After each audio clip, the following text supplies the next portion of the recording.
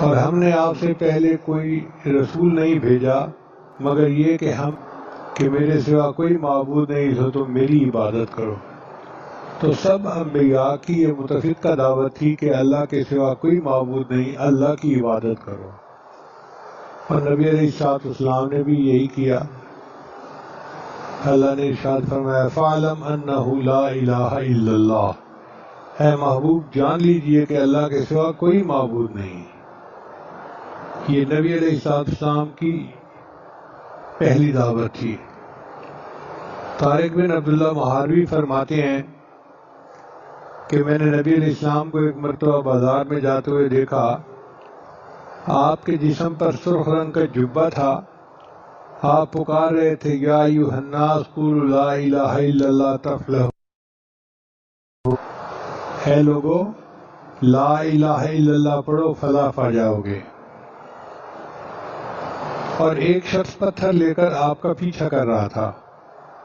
اس نے آپ کے پاؤں مبارک کو زخمی کر دیا تھا اور کہتا تھا لوگو اس کی بات مت سنو چونکہ یہ جھوٹا ہے۔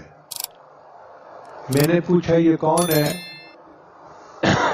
لوگوں نے بتایا کہ یہ قریشی نوجوان عبد المطلب کا بیٹا ہے۔ میں نے پوچھا اس کے پیچھے پتھر مارنے والا کون ہے؟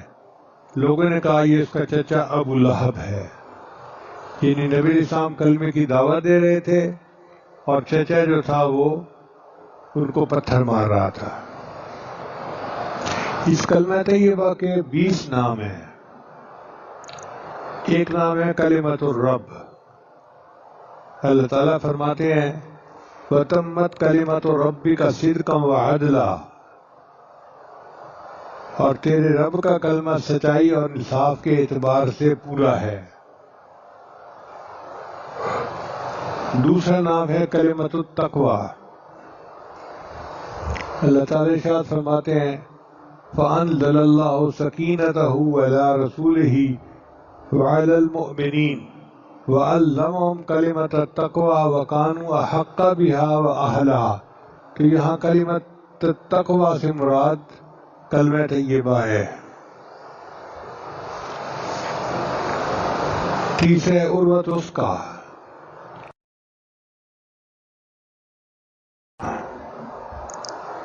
اللہ تعالیٰ ارشاد فرماتے ہیں فَمَن يَكْفُرْ بِالطَّاغُوتِ وَيُؤْمِن بِاللَّهِ فَقَدِ اسْتَمْسَكَ بِالْعُرْوَةِ الْوُثْقَىٰ لَا انفِصَامَ لَهَا وَاللَّهُ سَمِيعٌ عَلِيمٌ۔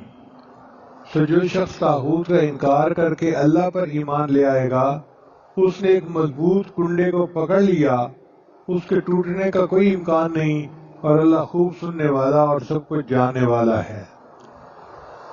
چوتھا نام ہے اس کا کلمۃ العہد۔ الا یملکون الشفاعۃ الا من اتخذ عند الرحمن عہدا۔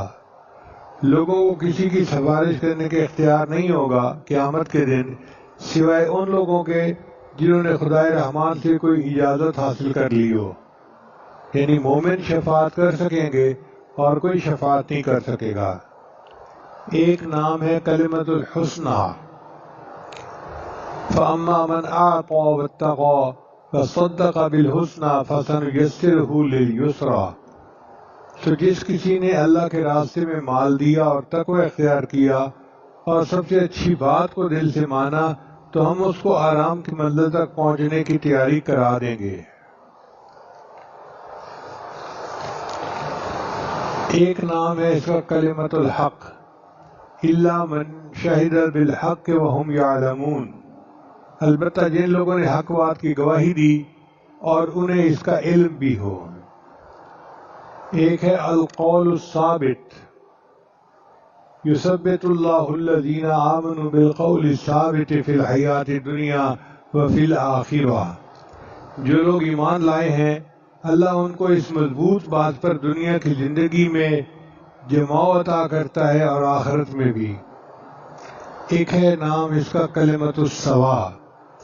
قل یا اہل الکتاب تعالوا الی کلمۃ سواء بیننا وبینکم الا نعبد الا اللہ ولا نشرک بہ شیئا۔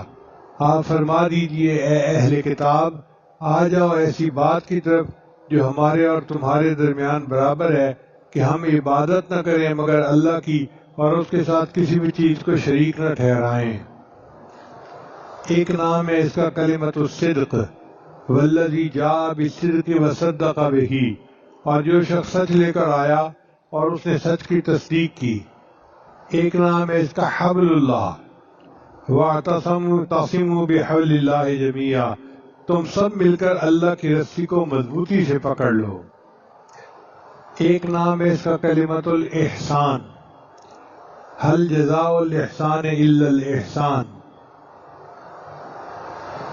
12واں نام ہے اس کا کلمۃ العدل، ان اللہ یامر بالعدل والاحسان، بلا شبہ اللہ عدل کا اور احسان کا اور قرابت داروں کو دینے کا حکم دیتا ہے۔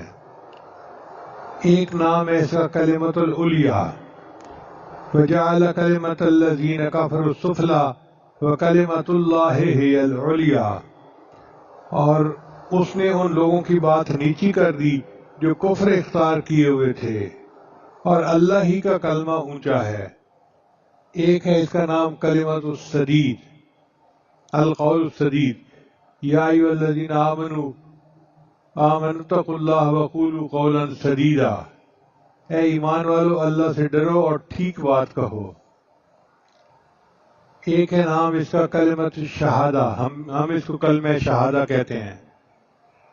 اللہ فرماتے ہیں شہد اللہ انہ لا الہ الا ہو والملائکۃ واولو العلم قائما بالقسط لا الہ الا هو العزیز الحکیم۔ ایک نام ہے اس کا کلمۃ النجات، وَيَا قَوْمِ مَا لِي أَدْعُوكُمْ إِلَى النَّجَاةِ وَتَدْعُونَنِي إِلَى النَّارِ۔ ایک نام ہے اس کا کلمۃ الباقیہ، وَجَعَلَهَا كَلِمَةٌ بَاقِيَةٌ فِي عَقِبِهِ لَعَلَّهُمْ يَرْجِعُونَ۔ ایک نام ہے اس کا مقالید السماوات والارض، لہو مقالید السماوات والارض، اللہ ہی کے لیے آسمانوں اور زمینوں کی کنجیاں ہیں۔ اور 19واں نام ہے کلمۃ توحید، وَإِلَٰهُكُمْ إِلَٰهٌ وَاحِدٌ لَا إِلَٰهَ إِلَّا هُوَ الرَّحْمَٰنُ الرَّحِيمُ، اور تمہارا معبود ایک ہی ہے، اس کے سوا کوئی معبود نہیں، وہی رحمان اور رحیم ہے۔ اور ایک نام ہے اس کا کلمۃ الطیبہ، کلمۃً طیبۃً کشجرۃ طیبۃ اصلها ثابت وفرعها فی السماء۔ یہ کلمہ طیبہ اللہ تعالیٰ کو بہت محبوب ہے۔ حدیث مبارکہ میں ہے کہ باقی اعمال کو تو فرشتے آسمان پہ لے کے جاتے ہیں، کلمہ خود ہی پرواز کرتا ہے۔ الیہ یصعد الکلم الطیب والعمل الصالح یرفعہ۔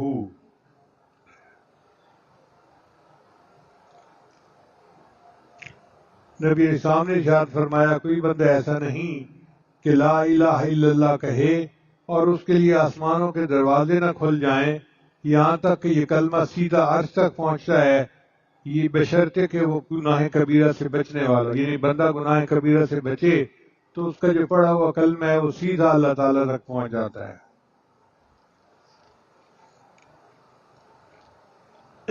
جب بندہ کلمہ طیبہ پڑھتا ہے اللہ تعالیٰ اس بندے کے سب گناہوں کی بخشش فرما دیتے ہیں۔ نبی اسلام نے ارشاد فرمایا کہ عرش کے سامنے نور کا ایک ستون ہے، جب کوئی اے ستون ٹھہر جا، وہ عرض کرتا ہے کہ اللہ کیسے ٹھہروں، حالانکہ کلمہ طیبہ پڑھنے والے کی ابھی تک مغفرت نہیں ہوئی۔ چنانچہ اللہ تعالیٰ فرماتے ہیں اچھا میں نے اس کی مغفرت کر دی تو وہ ستون ٹھہر جاتا ہے۔ آپ اندازہ لگائیے یہ کتنا اہم کلمہ ہے کہ اس کے پڑھنے پر اللہ تعالیٰ بندے کے گناہوں کی بخشش فرما دیتے ہیں۔ ایک مرتبہ نبی علیہ السلام ایک گھر میں موجود تھے تو آپ نے ارشاد فرمایا کہ اس مجمع میں کوئی غیر مسلم ہے؟ اجنبی سے مراد غیر مسلم تھا کہ کوئی غیر مسلم ہے؟ صحابہ نے عرض کیا کوئی نہیں۔ ارشاد فرمایا کواڑ بند کر دو، دروازہ بند کر دو۔ اس کے بعد ارشاد فرمایا ہاتھ اٹھاؤ اور کہو لا الہ الا اللہ۔ تو سب صحابہ نے ہاتھ اٹھائے اور پڑھا لا الہ الا اللہ، پڑھتے رہے۔ پھر نبی علیہ السلام نے فرمایا الحمدللہ، اے اللہ تو نے مجھے وہ کلمہ دے کر بھیجا ہے کہ اس کلمے پر جنت کا وعدہ کیا ہے اور تو وعدہ خلاف نہیں ہے۔ اس کے بعد حضور صلی اللہ علیہ وسلم نے ہم سے ارشاد فرمایا کہ خوش ہو جاؤ، اللہ نے تمہاری مغفرت فرما دی۔ نہیں، یہ کلمہ اتنا عظیم ہے کہ نبی علیہ السلام نے کلمہ پڑھایا اور پھر خوشخبری دی جنت کی ان سب لوگوں کو۔ کلمہ طیبہ ایمان کی تازگی کا سبب ہے، چنانچہ نبی صلی اللہ علیہ وسلم نے فرمایا جددوا ایمانکم، اپنے ایمان کی تجدید، اپنے ایمان کو رینیو کرتے رہا کرو۔ تو صحابہ کہتے ہیں ہم نے کویسچن کیا، اے اللہ کے رسول کیف، ہم کیسے کریں؟ فرمایا اکثر من قول لا الہ الا اللہ، فرمایا کہ تم لا الہ پڑھتے رہا کرو، تمہارا ایمان تجدید یعنی رینیو ہوتا جائے گا، تازہ ہوتا جائے گا۔ تو یہ کلمہ انسان کے ایمان کو تازہ کر دیتا ہے۔ پھر کلمہ طیبہ جنت کی کنجی ہے۔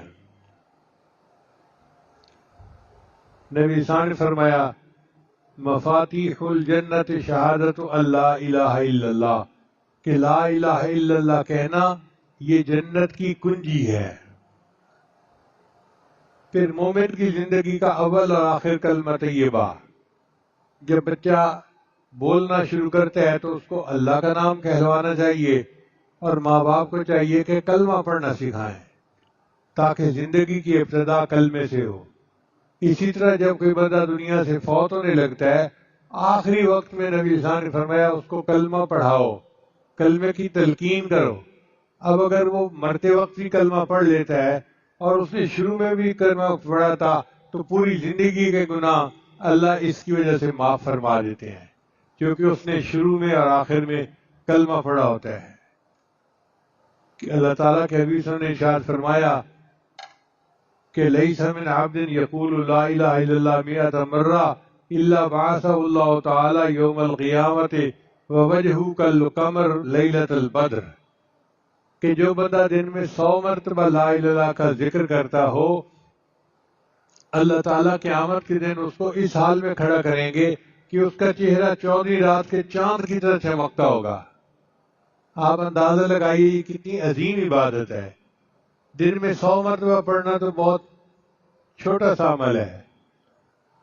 ہر نماز کے بعد ہم 20 مرتبہ پڑھنے کا اگر معمول بنا لیں تو بھی 100 مرتبہ ہو سکتا ہے، یا صبح شام میں کوئی وقت نکال کے 100 مرتبہ پڑھ لیں، یا دفتر آتے جاتے گاڑی میں بیٹھے ہوئے 100 مرتبہ پڑھنے کا معمول بنا لیں تو ہمارا چہرہ قیامت کے دن 14ویں رات کے چاند کی طرح منور ہوگا۔ پھر ایک حدیث میں آتا ہے کہ جو بندہ 70,000 مرتبہ کلمہ پڑھتا ہے اللہ اس کے گناہوں کو معاف کر دیتا ہے۔ ہمارے اکابرین اپنے لیے اپنی زندگی میں 70,000 مرتبہ کلمہ پڑھنے کا نصاب پورا کرتے تھے۔ امام قرطبی رحمۃ اللہ علیہ ایک بڑے مفسر ہیں، وہ فرماتے ہیں کہ ایک نوجوان تھا جو ذاکر شاغل تھا، اور اس کے بارے میں لوگ کہتے تھے جی کہ یہ بڑا صاحب کشف ہے، جنت اور جہنم کی باتیں بتاتا ہے۔ فرماتے ہیں لیکن مجھے تردد تھا کہ پتہ نہیں ٹھیک ہے یا نہیں۔ ایک دن ایک مجلس میں وہ بیٹھا تھا، اچانک اس نے چیخ ماری اور کہنے لگا کہ میری والدہ کو جہنم کا عذاب ہو رہا ہے، اور اس کو پسینے آ رہے ہیں اور وہ بے ہوش ہوتا جا رہا ہے۔ امام قرطبی فرماتے ہیں میں نے اپنے دل میں سوچا کہ میں نے 70,000 مرتبہ کلمے کا نصاب کئی مرتبہ پڑھا ہے، اگر میں ایک نصاب اس کی والدہ کو بخش دوں تو میرا تو نقصان نہیں، اس کی والدہ کا فائدہ ہو جائے گا۔ فرماتے ہیں کہ میں نے اپنے دل میں نیت کر لی، اور میرے سوا اور اللہ کے سوا کوئی نہیں جانتا تھا کہ میں نے یہ عمل کیا۔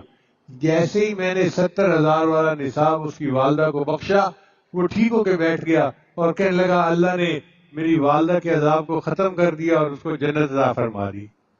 امام قرطبی رحمۃ اللہ فرماتے ہیں اس سے مجھے 2 فائدے ہوئے، ایک تو 70,000 مرتبہ کلمہ پڑھنے پر بخشش کا جو خوشخبری ہے اس پہ یقین ہو گیا، اور دوسرا یہ یقین ہو گیا کہ یہ نوجوان جھوٹا نہیں، یہ نوجوان سچا ہے۔ کلمہ طیبہ اللہ کے عذاب سے امن ہے۔ چنانچہ نبی صلی اللہ علیہ وسلم نے حضرت جبرائیل علیہ السلام سے نقل فرمایا کہ اللہ تعالیٰ کا ارشاد ہے کہ میں ہی اللہ ہوں میرے سوا کوئی معبود نہیں، لہذا میری ہی عبادت کیا کرو۔ جو شخص تم میں سے اخلاص کے ساتھ لا الہ الا اللہ کی گواہی دیتا ہوا آوے گا وہ میرے قلعے میں داخل ہو جائے گا، اور جو میرے قلعے میں داخل ہوگا وہ میرے عذاب سے بچ جائے گا۔ تو لا الہ الا اللہ کا پڑھنا اللہ تعالیٰ کے عذاب سے بندے کو بچا دیتا ہے۔ پھر کلمہ طیبہ ابلیس کے لیے باعث ہلاکت ہے۔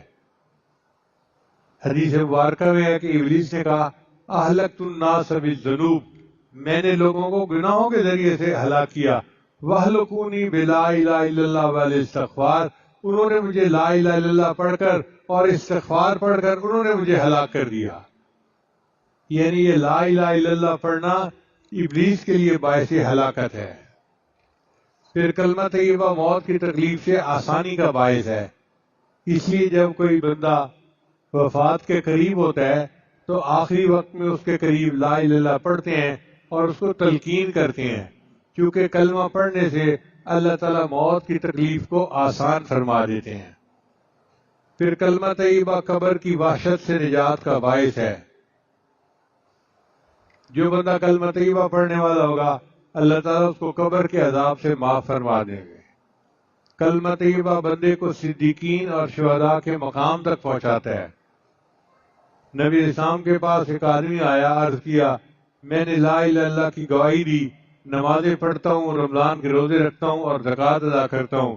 نبی اسلام نے فرمایا جو بندہ ان اعمال پر ہے تو وہ صدیقین اور شہداء میں سے ہوگا، یعنی کلمہ کا ذکر کرنے والا قیامت کے دن اللہ اس کو صدیقین اور شہداء کے ساتھ درجہ عطا فرمائیں گے۔ پھر کلمہ طیبہ 99 دفتروں سے بھاری ہوگا۔ حدیث مبارکہ میں ہے قیامت کے دن اس امت کے گناہگار ہوگا جس کے گناہ بہت زیادہ ہوں گے، 99 دفتر گناہوں کے ہوں گے۔ اس کی مثال ایسے سمجھیں کہ جیسے آپ کسی سبجیکٹ کے نوٹس بناتے ہیں، ایک کاپی ختم ہو جاتی ہے تو پھر دوسری کاپی، پھر تیسری کاپی، پھر چوتھی کاپی، اس کے بھی گناہ اتنے ہوں گے کہ گناہ لکھتے لکھتے 99 رجسٹر گناہوں کے بن جائیں گے۔ اتنا بڑا گناہگار ہوگا اس امت کا۔ اس کے ایک پلڑے میں 99 دفتر رکھ دیے جائیں گے اور دوسرے میں اس کے اعمال رکھ دیے جائیں گے، تو اعمال تھوڑے ہوں گے اور رجسٹر کا جو بوجھ ہوگا زیادہ ہوگا، تو وہ بندہ سمجھے گا کہ اب میری پکڑ ہو جائے گی۔ اللہ فرمائیں گے میرے بندے میں کسی پر ظلم نہیں کرتا، تیرا ایک عمل ہمارے پاس باقی ہے، ہم تجھے وہ دیتے ہیں۔ چنانچہ فرشتہ بطاقہ، کاغذ کی پرچی جو ہوتی ہے نا، چھوٹی سی پرچی، اس کو بطاقہ کہتے ہیں عربی میں، وہ بطاقہ لا کے دے گا۔ وہ کہے گا یا اللہ 99 دفتر کے مقابلے میں یہ کاغذ کی پرچی کیا حیثیت رکھتی ہے؟ اللہ فرمائیں گے کہ تو اس کو اپنے نیکی کے پلڑے میں تو ڈال۔ جب وہ پلڑے میں ڈالے گا وہ اتنی بھاری ہوگی کہ اس کا نیکیوں کا پلڑا جھک جائے گا اور گناہوں کا پلڑا ہلکا ہو جائے گا۔ تو حیران ہو کر پوچھے گا کہ اس پرچی پر کیا لکھا ہوا تھا؟ اس کے اوپر لکھا ہوگا لا الہ الا اللہ محمد الرسول اللہ، یعنی کلمہ اس نے پڑھا ہوگا، یہ کلمہ 99 دفتر گناہوں سے زیادہ بھاری ہو جائے گا قیامت کے دن۔ پھر کلمہ طیبہ ایمان کا سب سے اہم شعبہ ہے۔ نبی صاحب نے فرمایا کہ ایمان کے 70 شعبے ہیں اور ان میں سے سب سے اول شعبہ وہ لا الہ الا اللہ کہنا ہے۔ پھر کلمہ طیبہ شفاعت نبوی کا سبب ہے۔ جو بندہ کلمہ پڑھنے والا ہوگا قیامت کے دن نبی صاحب اس بندے کی شفاعت کریں گے۔ کلمہ طیبہ جان و مال کی حفاظت کا ذریعہ ہے۔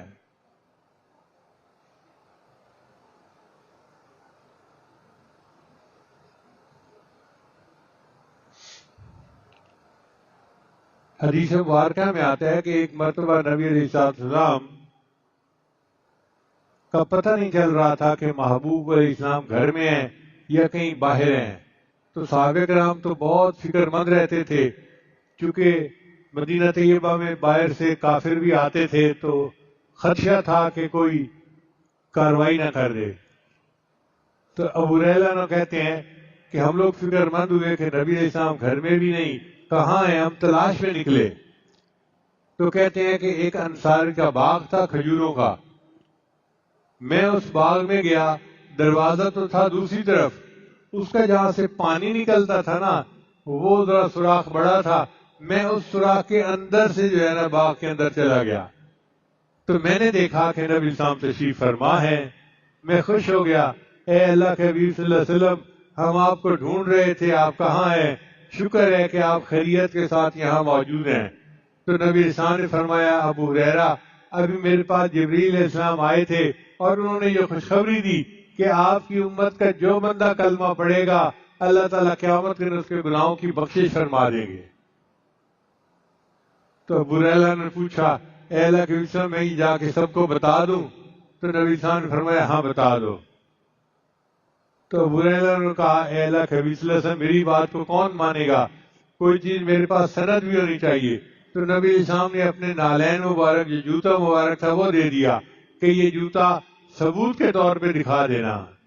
وہ کہتے ہیں کہ میں اس خوراک سے باہر نکلا اور آگے عمر لانوں سے میری ملاقات ہو گئی، تو میں نے ان کو خوشخبری سنائی کہ نبی علیہ السلام نے فرمایا ہے کہ جو بندہ کلمہ پڑھے گا اس کے گناہوں کی بخشش ہو جائے گی۔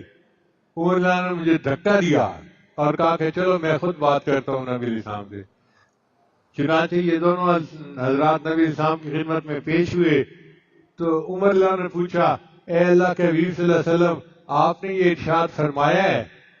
نبی علیہ السلام نے فرمایا، ہاں میں نے یہ کہا ہے۔ تو عمر لانوں نے کہا، اے اللہ کے حبیب صلی اللہ علیہ وسلم، میرا مشورہ یہ ہے، اس بات کو عام نہ کیجیے ورنہ لوگ گناہوں پہ جرأت کرنے لگ جائیں گے کہ جب کلمہ گو ہیں تو گناہ تو معافی ہو جانی ہے، اب کرو جو گناہ کرتے ہیں۔ دانائی یہ ہے، حکمت یہ ہے کہ نہ کیجیے۔ تو نبی اسلام خاموش ہو گئے۔ تو خاموشی اپنی جگہ، مگر خوشخبری تو امت کو مل گئی نا کہ کلمہ پڑھنے پر اللہ تعالیٰ بندے کے سب گناہوں کو معاف فرما دیتے ہیں۔ امام ربانی مجدد ثانی رحمۃ اللہ نے اپنے مکتوبات میں عجیب بات لکھی ہے، فرماتے ہیں اس امت میں بڑے بڑے گناہگار گزرے ہیں، یعنی انسانیت میں بڑے بڑے گناہگار گزرے ہیں۔ فرعون، حامان، نمرود، یہ بڑے بڑے گناہگار تھے جنہوں نے خدائی کے دعوے کیے تھے۔ فرماتے ہیں کہ اگر ان تمام گناہگاروں کی ایک مرتبہ کلمہ پڑھنے پر بخشش کر دی جائے تو اس کی بھی گنجائش موجود ہے۔ اگر ساری مخلوق کے گناہوں کی اللہ تعالیٰ ایک مرتبہ کلمہ پڑھنے پر بخشش فرما دیں تو اس کی بھی گنجائش موجود ہے۔ اب آپ اندازہ کیجئے یہ کلمہ کتنا عظیم الشان ہے کہ ایک مرتبہ پڑھنے پر اتنے بڑے بڑے گناہگاروں کی بھی بخشش ہو سکتی ہے۔ لہذا دعا ہے کہ اللہ تعالیٰ ہمیں اس کلمے کی کثرت کے ساتھ جو ہے یاد کرنے کی توفیق عطا فرمائے، ہم تنہائی میں بیٹھ کے اپنے اللہ کو یاد کیا کریں۔ اب جو سالکین سلوک طے کرنے کے لیے یہاں آئے ہوئے ہیں وہ بھی ایک بات غور سے سن لیں کہ اس کلمے کا اصل مطلب کیا ہے۔ لا الہ الا اللہ محمد الرسول اللہ، مخلوق سے کٹو اللہ سے جڑو، مخلوق سے کٹو اللہ سے جڑو، پھر اللہ کی نسبت سے مخلوق سے جڑو۔ اس میں لا الہ جو ہے اس میں فنا ہے، سیر اللہ جس کو کہتے ہیں۔ جب بندے نے لا الہ کہا، اپنی بھی نفی کی، ساری کائنات کی نفی کی، تو اس کو فنا کا مقام نصیب ہو گیا۔ جب اس نے الا اللہ کہا تو اس کو فنا فی اللہ اور بقا باللہ نصیب ہو گیا۔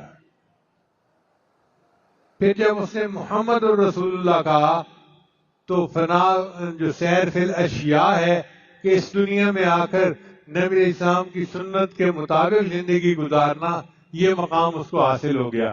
تو ایک کلمے کے اوپر چاروں سیریں مکمل ہو جاتی ہیں اور بندے کو اللہ کا وصل حاصل ہو جاتا ہے۔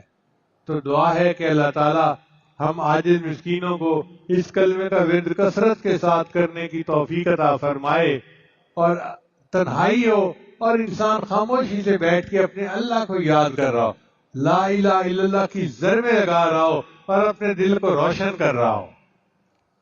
مرد بھی یہ کلمہ کثرت کے ساتھ پڑھے، خواتین بھی اپنے گھروں میں یہ کلمہ کثرت کے ساتھ پڑھیں، اپنے گھروں کو لا الہ الا اللہ کے ذکر سے منور کریں تاکہ نفس اور شیطان کے مکر و فریب سے ہم محفوظ ہو جائیں، اور اللہ تعالیٰ قیامت کے دن روشن چہرے کے ساتھ ہمیں کھڑا کرے اور قیامت کے دن اللہ بخشش فرمائے۔ اسی ایک حدیث مبارکہ میں آتا ہے کہ قیامت کے دن اللہ تعالیٰ فرشتوں کو کہیں گے کہ میرے بندوں سے حقوق العباد کا حساب پہلے لو، بندوں کے حقوق کا حساب پہلے لو۔ تو بندوں کے حقوق کا حساب لیا جائے گا۔ جب بندوں کے حقوق ہو جائیں گے تو اللہ تعالیٰ فرمائیں گے اب کیا بچا؟ فرشتے کہیں گے اللہ اب صرف تیرا حق باقی ہے۔ اللہ فرمائیں گے مجھے اپنے ان بندوں سے حساب لیتے حیا آتی ہے، جس نے بھی کلمہ پڑھا اس کو کہو کہ وہ جنت میں داخل ہو جائے۔ ربما یود الذین کفروا لو کانوا مسلمین، یہ وہ وقت ہوگا جب کافر بھی تمنا کریں گے کاش ہم نے بھی کلمہ پڑھا ہوتا۔ یہ کلمہ اتنا عظیم ہے، اللہ تعالیٰ ہمیں اس کے بار بار وید کی توفیق عطا فرمائے اور اس کی نور سے اللہ ہمارے دلوں کو منور فرمائے۔ وآخر دعوانا ان الحمد للہ رب العالمین۔